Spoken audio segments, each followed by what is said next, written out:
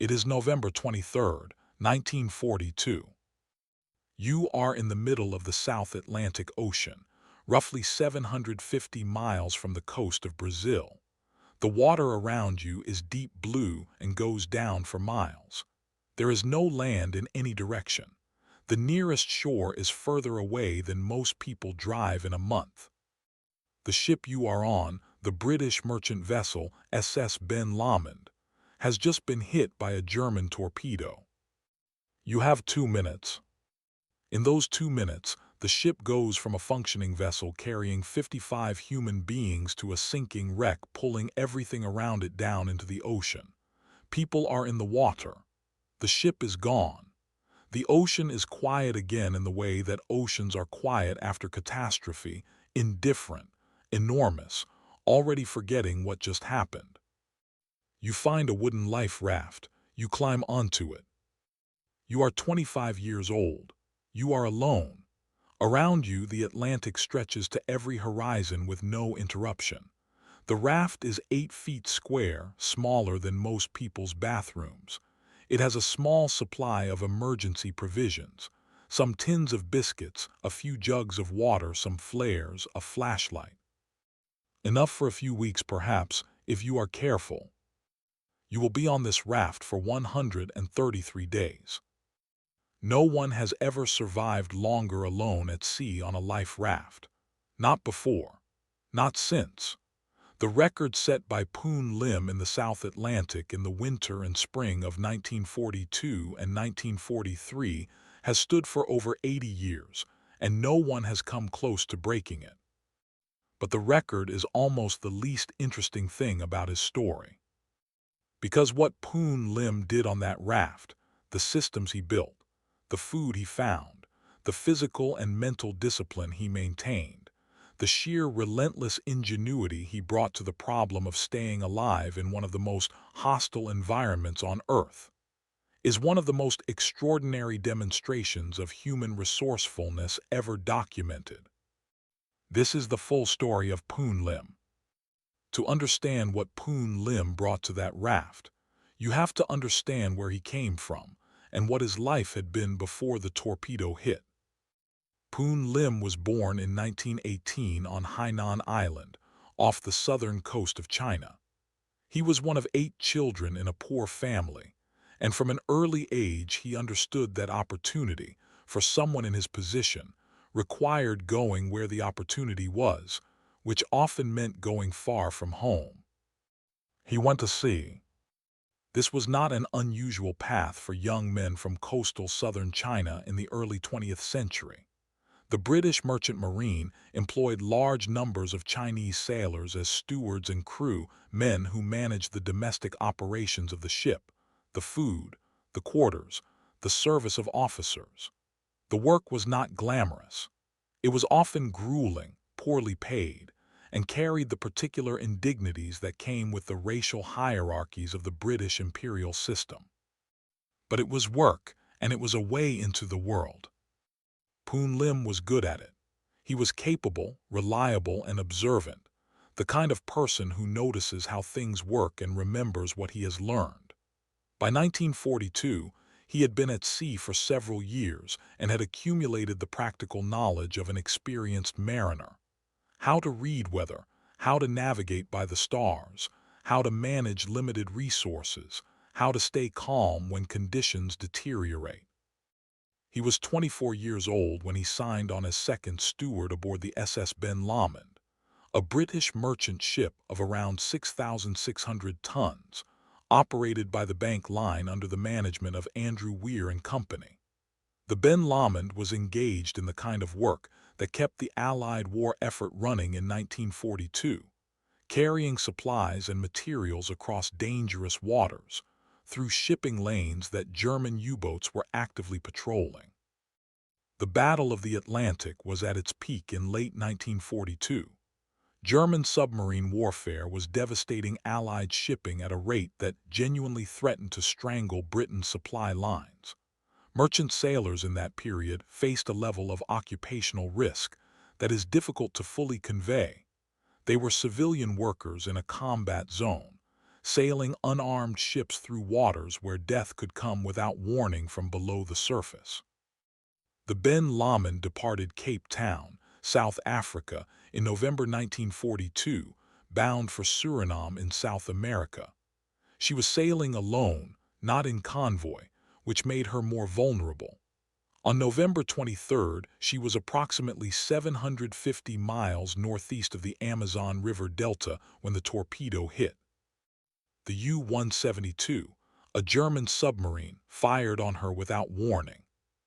2 minutes. That is how long it took for the Ben Lamen to go down. In the chaos of a ship sinking in 2 minutes, most people do not have time to think clearly or act effectively.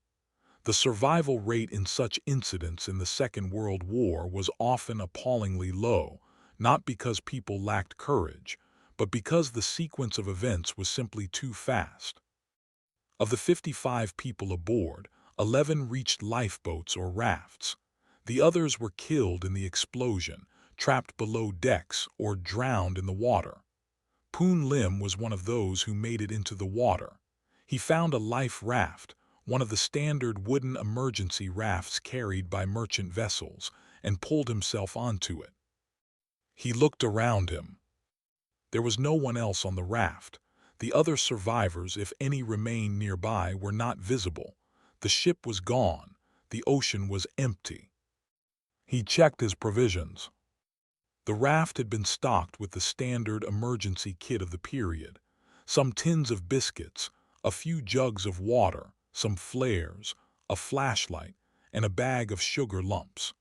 There was also a canvas cover that could be rigged as a shade from the sun, and a rope that ran around the perimeter of the raft, something to hold onto in rough weather. He counted the provisions carefully, rationed them in his mind, and began to think about what he was going to do. He estimated he had enough food and water for perhaps a month if he was careful. He calculated that rescue should come before then. The war was active, Allied shipping was in the area, and someone would find him. He was wrong about that, but his instinct to start thinking systematically and immediately was exactly right. The first weeks on the raft were defined by waiting and rationing. Poon Lim consumed his emergency provisions with extreme care. A few biscuits a day, small sips of water, the sugar lumps saved for moments of particular need. He kept his body as still as possible to conserve energy. He rigged the canvas cover to protect himself from the equatorial sun, which in the South Atlantic at that time of year was brutal, capable of causing dangerous dehydration and sunburn even on a partially cloudy day. He scanned the horizon constantly for ships. In those early days, he was confident that rescue would come. The shipping lanes of the South Atlantic were active. The Allies were at war and their vessels were everywhere. Surely someone would see him. On his 18th day on the raft, he saw a ship. He fired a flare, he waved, he screamed. The ship did not stop. This moment, the first of what would become 3 separate occasions when a vessel appeared and did not rescue him, is one of the most agonizing elements of his story. The ships were real. They were close enough to be seen clearly, and they passed him by. The most likely explanation for at least one of these non-rescues was that Allied sailors, understandably cautious in waters patrolled by German submarines, were wary of approaching a lone figure on a raft, a potential decoy used to lure ships into torpedo range. The paranoia of submarine warfare had made even a stranded survivor on a raft a potential threat to be avoided. For Poon Lim, floating alone in the South Atlantic, the psychological impact of seeing a ship and not being rescued was enormous. He had been holding himself together partly through the expectation of imminent rescue. When rescue did not come, he had to recalibrate, to accept that he might be out here for much longer than he had planned, and to begin thinking about what that meant. His provisions were running low. The biscuit tins were nearly empty. The water jugs were going down faster than he would have liked, because the sun was relentless and thirst in the tropics is a powerful and constant pressure. He had to find food and water from the ocean itself. This is where Poon Lim's story shifts from a survival story into something closer to an engineering story. Because what he did next, and what he continued to do for the remaining months on the raft, was not instinctive or lucky. It was methodical, inventive, and built on careful observation and systematic problem-solving. He started with water.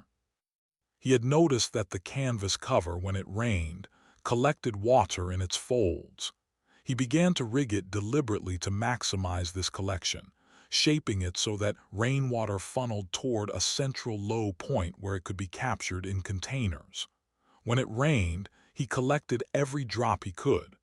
Between rains, he managed his consumption with strict discipline, never drinking more than he had calculated he could afford to drink. For food, he turned to the ocean. He had no fishing equipment on the raft, but he had the flashlight and the tins that had contained his emergency biscuits, and the rope that ran around the raft's perimeter, and the wire that was used to tie various elements of the raft together. He dismantled the flashlight and used a spring from inside it to fashion a fishhook. He unraveled rope fibers to make fishing line. He used small pieces of biscuit and later pieces of seaweed that gathered on the raft's hull as bait. He caught his first fish within the first month. It was a small thing, but it was protein, and it was liquid, and it was the beginning of a food system that would sustain him for 4 more months. He learned to gut the fish and dry the flesh in the sun, preserving it for the days when fishing was poor. He learned to collect the blood from larger catches and drink it, a source of liquid in the gaps between rains. He learned which parts of the fish were most nutritious and consumed them accordingly. He was building, piece by piece, a survival system from almost nothing. And he was building it not through luck or desperation, but through observation, patience, and the systematic application of everything he had ever learned about how the world works. As the weeks became months, the challenges multiplied and evolved. The ocean around the raft was not empty. It was alive, a complex ecosystem that Poon Lim was learning to read and exploit with increasing sophistication. Seabirds were one of his most important food sources. The South Atlantic is home to numerous seabird species, petrels, boobies, and others, that range far from land and rest on floating objects. Poon Lim observed their behavior carefully. He learned that birds would land on the raft or approach it closely at certain times of day and in certain weather conditions. He learned to stay very still, to make himself as unthreatening as possible, and to wait. And then, when a bird was close enough, he would strike.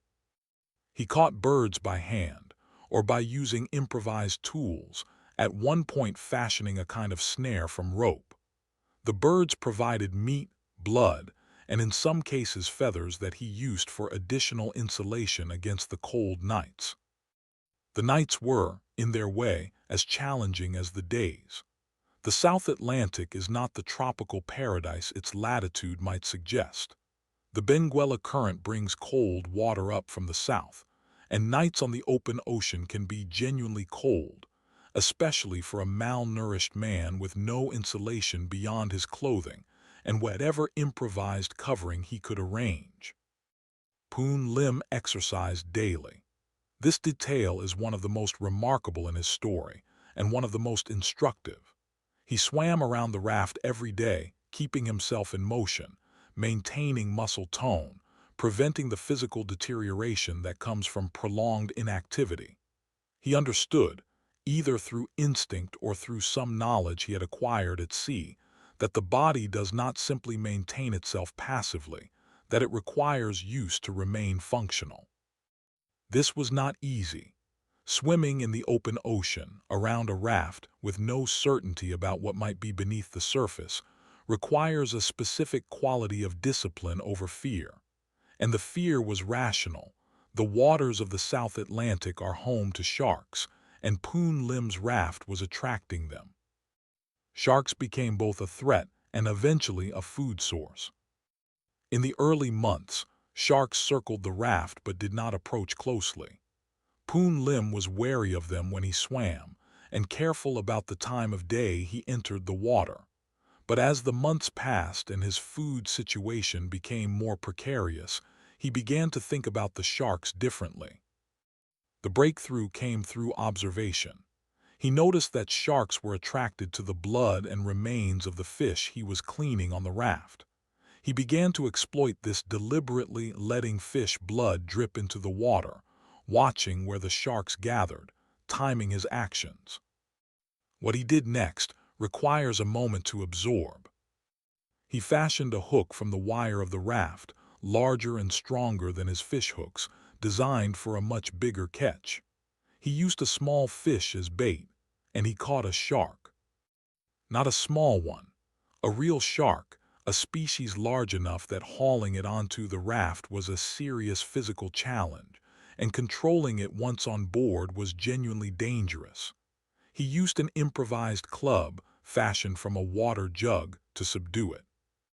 The shark provided food for days, more than any fish he had caught, and it provided something else, evidence to himself that his system was working, that he was not simply enduring but actively solving the problem of survival with increasing effectiveness. He was not the same man who had climbed onto the raft in November. He was leaner, harder, and in some ways more capable than he had been before. The raft had become his world, and he had learned it completely, its rhythms, its resources, its dangers. He knew when the birds came and when they didn't. He knew how the sharks moved. He knew what the clouds meant for rain. He knew the stars well enough to maintain a rough sense of direction and the passage of time. He marked the days on the raft, not with despair, not as a countdown to death, but as a record. He was keeping track. He was maintaining his relationship with time even in a place where time had no external structure. There were storms. The South Atlantic in that period is not calm water. Weather systems moved through with violence, waves that dwarfed his tiny raft, wind that shredded his canvas cover, rain that was simultaneously a gift and a threat. In the worst storms, he lashed himself to the raft with the perimeter rope and held on, his whole world reduced to the 8 square feet of wood beneath him and the chaos of water in every other direction. He survived each storm. One of the most psychologically testing aspects of those deep months was the second and third sightings of ships that did not stop. The second ship appeared and passed. The third, a U.S. Navy patrol plane which circled him and then left without dropping supplies or marking his position in a way that led to rescue, was perhaps the most crushing. He had been seen. He was certain of it. The plane had circled, and then it left. He sat on his raft in the South Atlantic alone and did not give up. He has described in later interviews and accounts a specific quality of mental discipline that he maintained throughout those months. He did not allow himself to think about the full span of what he was enduring. He did not calculate how long he had been on the raft and compare it to how long rescue might take. He thought about today, the fish he needed to catch today, the water he needed to collect today, the exercises he needed to do today. This is a strategy that psychologists would recognize, the management of overwhelming experience through reduction to the immediate and actionable. It is something that appears, in various forms, in the accounts of almost every long-term survival situation. The people who survive are very often not the ones who think the most broadly about their situation, but the ones who can narrow their focus to what can be done right now. Poon Lim was doing this instinctively, or perhaps from some accumulated wisdom about how to keep a mind functional under pressure, for 133 days. On April 5, 1943, 133 days after the SS Ben Lomond went down, a Brazilian fishing boat came close enough to the raft to see the man on it clearly. The fishermen, working the waters off the coast of Brazil near the mouth of the Amazon, saw a figure on a raft and approached. What they found was a young Chinese man who was thin but alive, who was able to communicate with gestures if not in language, and who was, by any reasonable assessment, in extraordinary condition given what he had been through. Poon Lim had maintained himself so well through the daily swimming, the systematic nutrition he had improvised from the ocean around him, and the mental discipline that had kept him functional, that he was able to walk unaided from the boat to the shore. Let that settle for a moment. 133 days alone on a raft in the Atlantic Ocean, eating fish and birds and shark caught by hand, drinking rainwater and fish blood, surviving storms and the crushing psychological weight of absolute isolation. And he walked off the boat on his own legs. He was taken to Belém, Brazil, where he received medical attention. He was malnourished and had lost a significant amount of weight. He had skin damage from prolonged sun exposure. He was weak by the standards of a healthy man. But the Brazilian doctor who examined him reportedly said that he needed only 4 weeks of recovery. Not months, not a year, 4 weeks. He was interviewed extensively by Allied officials. The British Navy, in particular, was extremely interested in how he had survived, not just as a human interest story, but as a practical matter of military importance. The Battle of the Atlantic was still ongoing. Merchant sailors were still being torpedoed. What Poon Lim had learned about survival on a raft in the open ocean was information that could save lives. He told them everything: the fishhooks made from springs, the canvas water collection system, the method of catching birds, the shark fishing, the daily exercise, the mental management of time through focus on the immediate. The British Royal Navy compiled his methods and distributed them to sailors across the fleet. His improvised techniques became part of the standard survival knowledge taught to Allied mariners. Men who never knew his name survived because of what he had figured out alone on a raft in the South Atlantic. King George VI awarded him the British Empire Medal, one of the highest civilian honors available at the time. It was presented to him in a ceremony that acknowledged not just his survival, but the quality of his mind and his character that had made the survival possible. He was 25 years old. He had spent nearly 5 months alone at sea. And the record he had set, 133 days on a life raft, has never been broken. After his rescue and recovery, Poon Lim returned to sea. This detail deserves a moment's reflection. He had survived one of the most harrowing experiences in maritime history. He had been torpedoed, had spent nearly 5 months alone on a raft, had endured storms and starvation and the psychological devastation of absolute isolation. And when he had recovered, he went back. He sailed again for a period after the war, continuing his work as a maritime steward. The sea, for Poon Lim, was not a place of trauma to be avoided. It was his world, his profession, his context. What had happened to him in the South Atlantic was terrible, but it had not made him afraid of the ocean. If anything, it had deepened his relationship with it. He had learned the ocean in the most intimate possible way, and he knew, with a certainty that no amount of abstract reassurance could provide, that he could survive it. He eventually emigrated to the United States. He settled in Brooklyn, New York, one of the great destination cities for people from all over the world who wanted to start a new life in America. He became an American citizen. He worked, built a life, married. He was not a famous man in America. His story was known in Britain, where the BEM and the Royal Navy's use of his survival techniques had given him a certain recognition. But in Brooklyn, he was simply a Chinese-American man with an extraordinary past that most of his neighbors probably did not know about. He gave occasional interviews over the years. He was not a self-promoter. He did not build a career around his survival story in the way that some survivors of extraordinary events do. He lived his life, and the life he lived was, by most external measures, an ordinary one: work, family, community, the daily texture of existence in a mid-20th century American city. But ordinary is, in its way, exactly what survival is for. The point of staying alive on a raft for 133 days is not to become famous for having done it. The point is to get back to the ordinary life that the torpedo tried to take from you. Poon Lim understood this with a clarity that comes through in everything he said about his experience. He did not speak about it with drama or self-aggrandizement. He spoke about it with the matter-of-fact precision of someone describing a technical problem that he had solved. This is what I had. This is what I needed.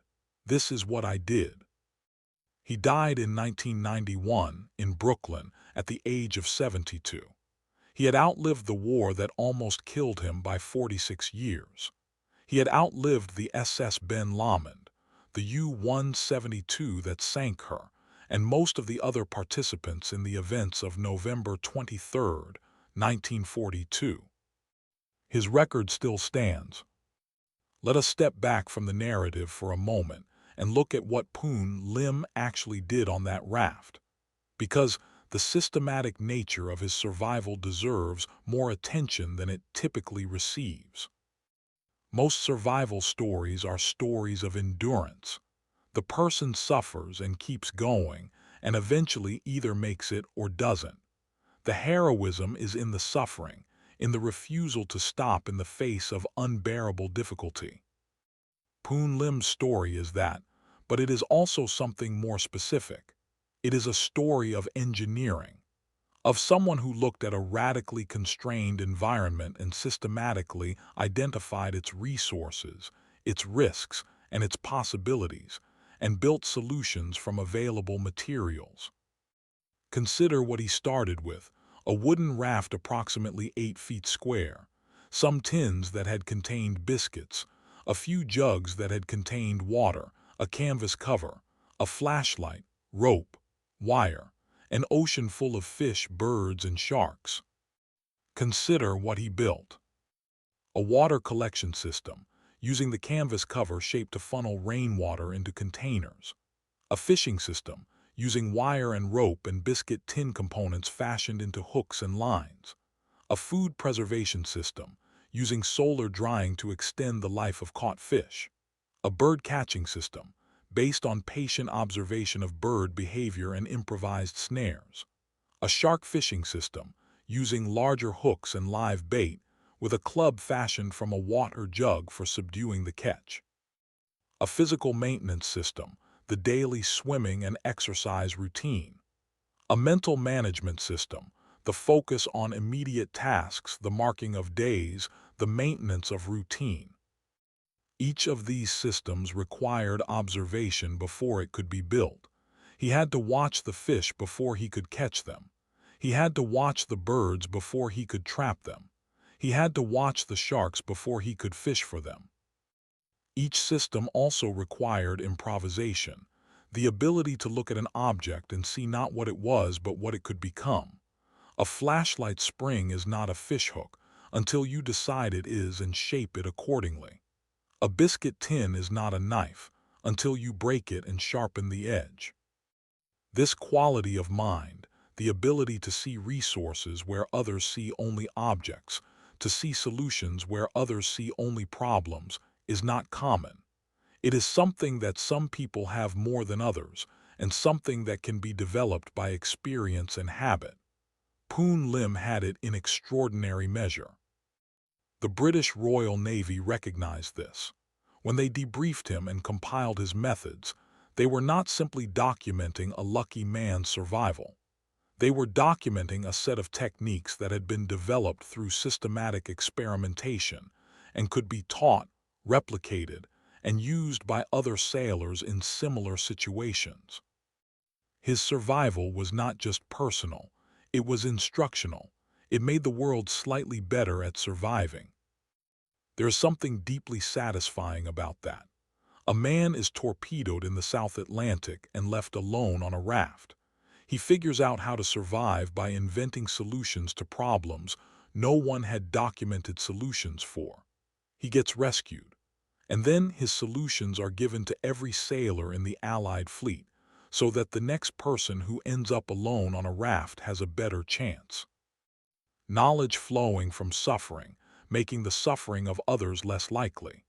This is one of the better things that human beings do. Poon Lim is not as famous as he should be.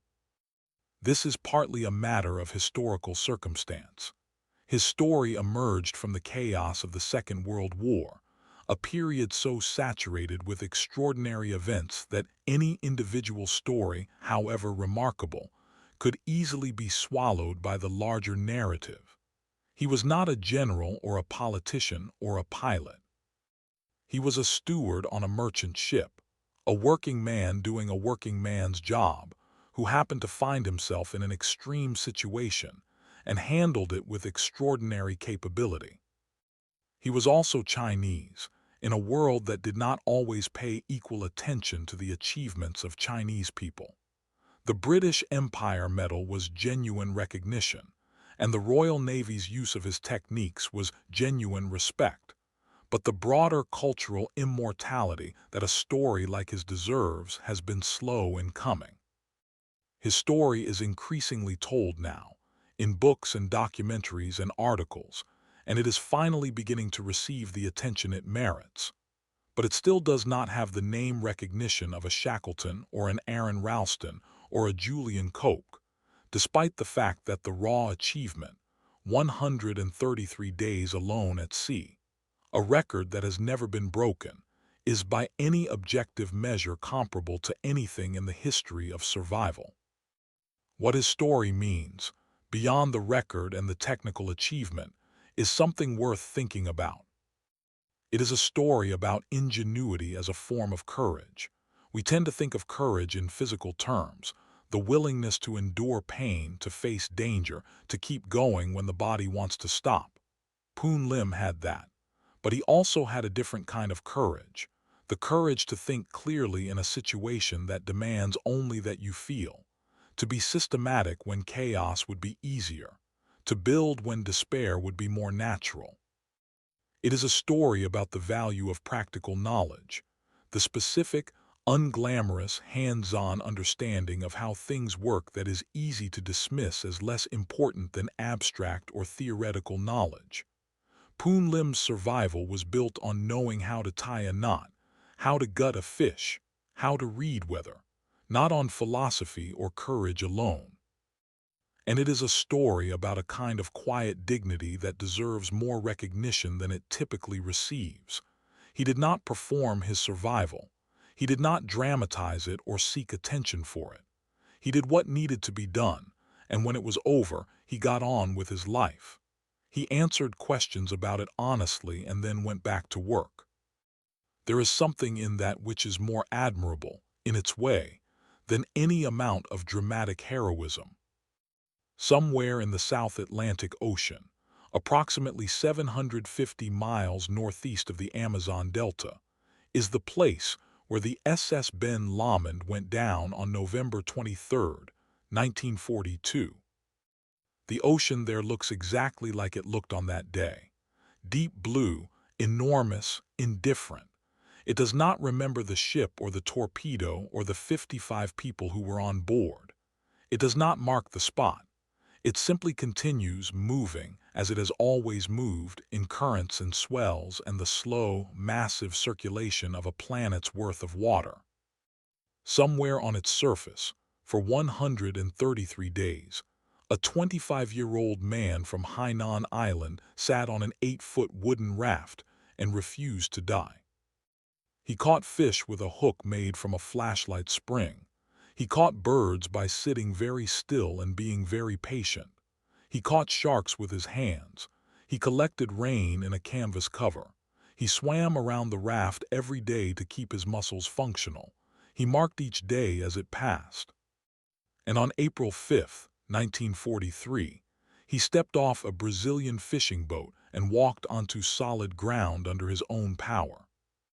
The record he set that day, 133 days alone on a life raft in the open ocean, has never been broken. Not in 80 years, not with modern survival equipment, not with GPS and satellite phones and all the accumulated survival knowledge that the intervening decades have produced. No one has come close. Because what Poon Lim did was not just about equipment or technique. It was about a quality of mind, systematic, patient, observant, disciplined, that cannot be issued with a life raft kit. It has to come from within. He went back to sea after his rescue. He built a life in Brooklyn. He died in 1991, having outlived the war by nearly half a century. The record stands. The ocean moves. And somewhere in the story of a young Chinese steward alone on a raft in the South Atlantic, there is something that deserves to be remembered far more widely than it has been. A demonstration of what a human being can do when they bring everything they have to the problem of staying alive. He brought everything. It was enough. Thank you for watching. Poon Lim's story is one that I think deserves to be far more widely known than it is the record, the technique, the quiet dignity of the man himself. If this story moved you, share it. Someone who has never heard of Poon Lim should hear about him today. Subscribe for the next story. And leave a comment what part of his story surprised you most. The record itself, the shark fishing, the fact that he went back to sea afterward. I want to know.